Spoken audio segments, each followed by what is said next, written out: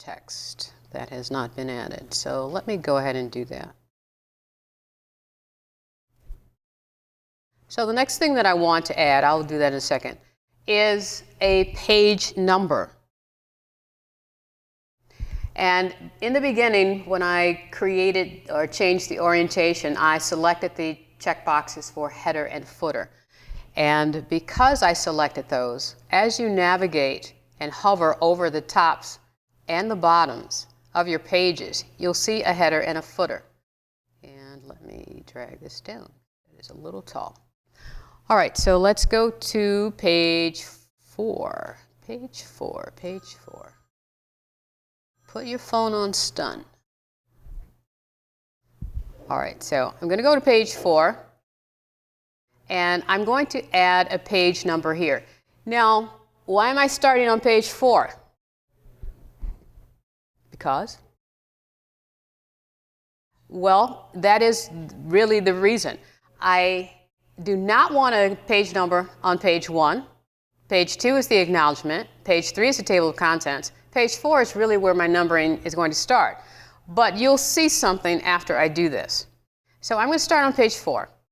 Now, the header and the footer have 3 sections. When you click in either section, it's asking, do you want to insert a page number? So it's basically asking, well, which one of these sections do you want to use? Once you choose a section, you're not going to see this anymore. So it's not going to give you all kinds of ways to add a page number. So I'm going to go to the bottom of page 4, and when I click on Insert Page Number, it knows what page number this is.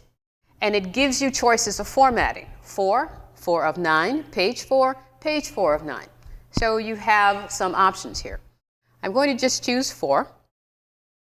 And because I am in a section, this is chapter 1, and things moved around. This is really interesting here.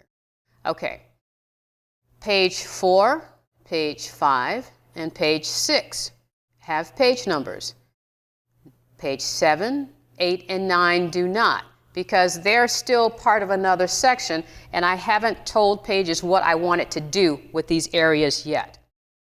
Now, if I go to page 1, still no page number. 2, still no page number. 3, no page number.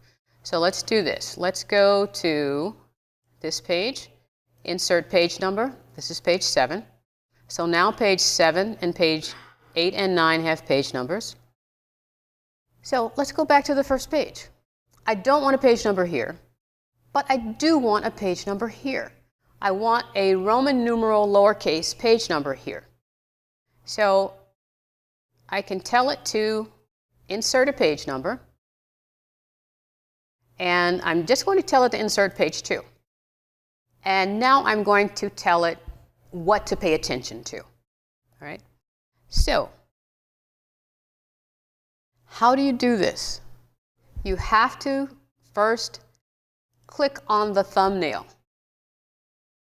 It turns everything off. It deselects everything. And then if I go over to the document icon and select section, it gives me then the page numbering formats of what I want to hide, what I want to see, what I don't want to see. So I want no page number on page number 1.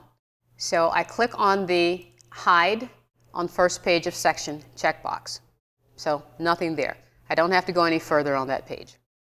If I go to page 2, I can tell it I don't want it to hide it. Well, actually, now this is what I noticed about this checkbox.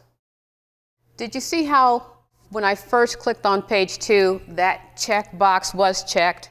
Sometimes you have to go back and kick it in order for it to act right. I'm serious. Programs are like that. So it's just sort of like a toggle and just making sure. If you know something is not supposed to be, then just go back, click on something else, and then come back here. And then it should straighten it out. So I do want a page number on page 2, but I want it to be a Roman numeral character, but I want it to say page 1, not page 2.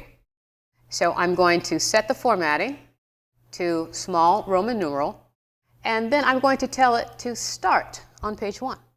So now it changes to exactly what I want. Lowercase, 1 number, Roman numeral.